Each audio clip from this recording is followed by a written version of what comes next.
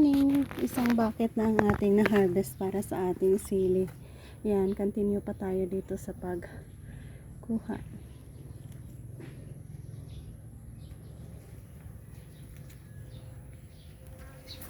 Ang ganda ng mga tubo nila. Oh. Sobrang haba.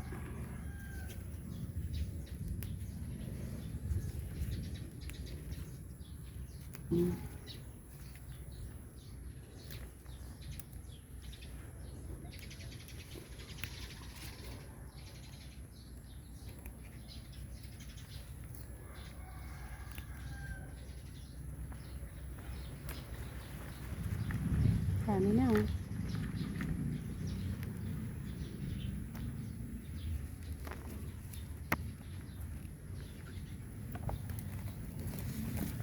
Pag ganito, pwede din naman natin yan mapunla. Gagawin na naman natin yung another chili plant. Once na mag-grow sila dyan, tatanim ulit natin ang anghang nito. Ayan.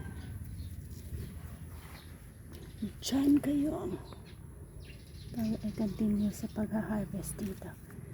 Dami na. Dami na at puno na nga.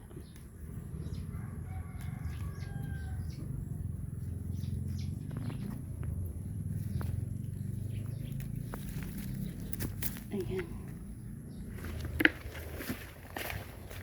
Tama, ito ang lalaki nila. Oh. Sobrang hahaba naman. Pero pangit pala. They are all not good.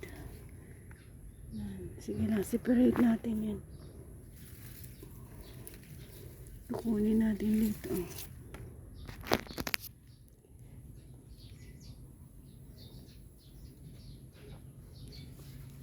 Mga green.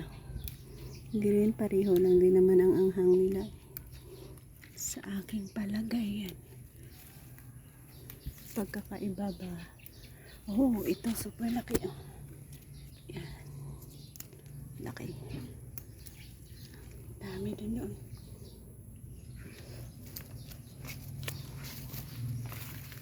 Ito ang gaganda ng tubo nila. Super healthy. Ayan.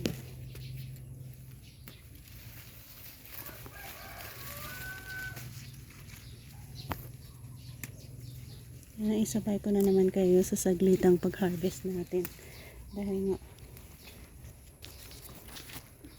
ayan na, nakakuha na tayo ng madami. Yung mga sira, hindi na rin natin isinama dyan. Dahil once isinama natin is ito, rotten din ang mga ibang kasamahan niya. Thank you and God bless us all. Salamat sa abundant harvest ulit.